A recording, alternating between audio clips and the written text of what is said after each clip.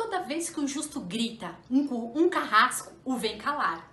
Quem não presta fica vivo e quem é bom mandam matar. Por aqui passava um homem e como o povo se ria, liberdade, ainda que tarde, nos prometia. Esse trecho faz parte de uma canção de Chico Buarque. Ele musicalizou um poema da Cecília Meirelles, isso nos anos 70, tá? E ele tem tudo a ver com o personagem que nós vamos abordar hoje, que se chama Joaquim José da Silva Xavier. Ele que nasceu em 1746 é um dos personagens mais estudados da história do Brasil. Existem vários e vários livros sobre esse personagem.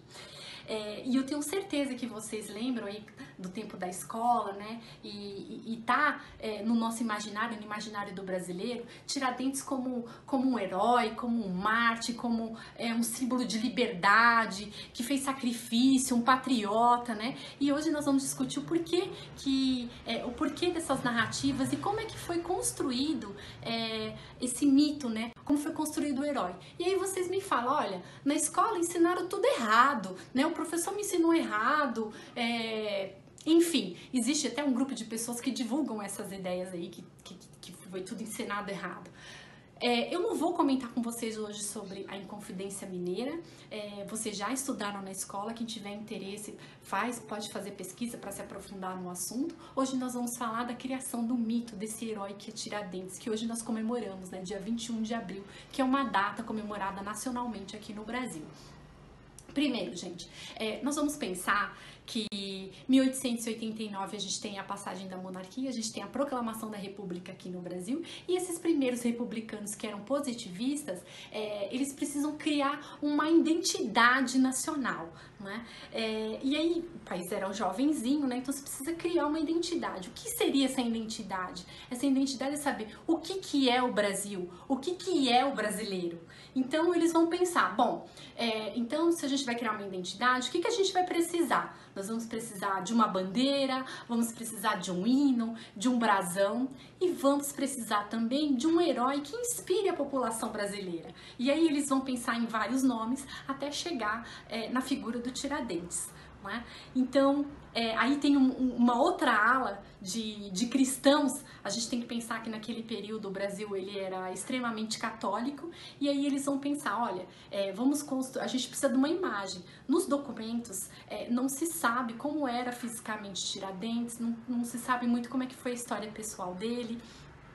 Mas enfim, eles pegaram e falaram assim, olha, a gente pode pegar a figura do Tiradentes e comparar ele com a de Jesus Cristo. Vocês podem ver que nos quadros, na iconografia, ele é sempre mostrado com cabelo comprido, de barba longa, assim como Cristo. E aí eles vão pensar, olha, a forca onde ele foi enforcado é a mesma coisa da cruz. Então, a gente sabe que naquele momento da execução do Tiradentes, em 1792, ele estava com cabelo e barba raspado, que era uma prática comum na época, e dentro da prisão tinha infestações de piolho. Então ele estava careca, né? Então é assim que eles vão construindo. E a gente tem que pensar que construção de mito e de herói não é algo que é só do Brasil porque quiseram te enganar na escola. Não! Em todos os países do mundo, quando eles vão criar sua tradição, quando vão contar sua história e pensar na sua identidade nacional, eles vão também buscar heróis. E no Brasil tem uma tradição aí de sempre estar buscando heróis. A gente tem o Tiradentes do passado e a gente tem um herói atual aí na figura de Ayrton Senna também, que foi construído. Mas enfim, voltando, em 1900, aliás, na década de 60, a gente tem novamente a figura do Tiradentes novamente sendo retomada e sendo heroicizada. Isso, gente, desde os republicanos até a década de 60, a gente também tem imprensa pesadamente reforçando essas narrativas dele enquanto herói, enquanto um grande mártir.